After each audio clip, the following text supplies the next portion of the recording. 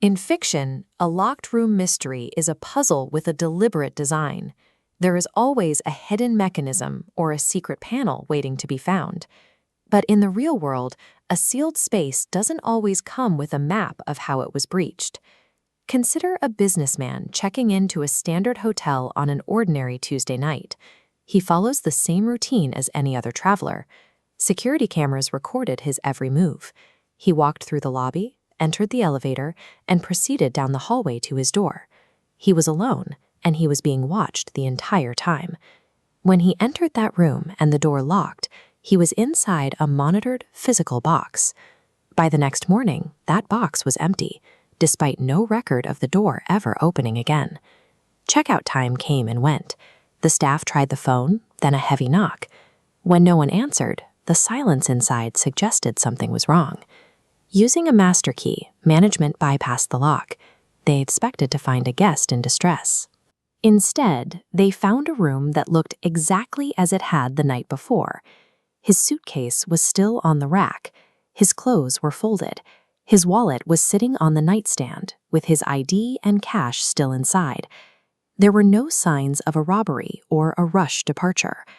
Police looked for signs of a struggle. The furniture was in place. The carpet was clean. There was no physical evidence that anyone else had been in the room or that any violence had occurred. Investigators were left with a vacuum. They had a secure room and a clear record of entry, but the person who entered was simply no longer there. Police treated the room as a cage, mapping every inch. Blueprints showed no secret panels, large air ducts, or balconies. The windows were locked from the inside with unbroken seals. The door's internal deadbolt was engaged.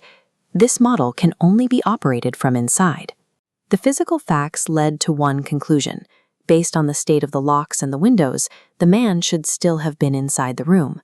Since the room was a physical dead end, the police turned to the digital record, the hallway surveillance system. The footage was clear and continuous. It showed the guest walking to his door and entering. It confirmed he was the only person who went in. But the cameras watched the hallway all night. No one came out, no one went in. For 8 hours, it remained a static, empty frame. Several theories were proposed: a complex escape plan, a false hidden identity, or an outside accomplice. But each theory hits a wall of evidence. A person cannot relock an internal deadbolt from the outside. A person cannot walk down a monitored hallway without appearing on the digital record. These common explanations fail because they can't account for the physical state of the room. If he left through the door, the camera would have seen him. If he stayed, the police would have found him. Years later, the case remains officially unsolved. There is no trace of the man, and no evidence to explain how he left a sealed environment.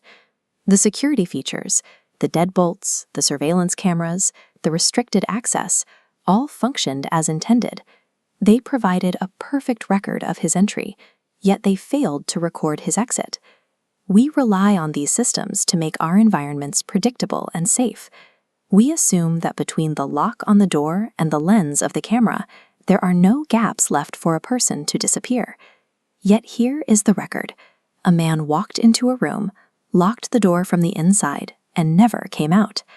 When the physical and digital evidence both say a disappearance is impossible, what are we missing? Let us know your theory in the comments, and subscribe as we look closer at the world's most persistent mysteries.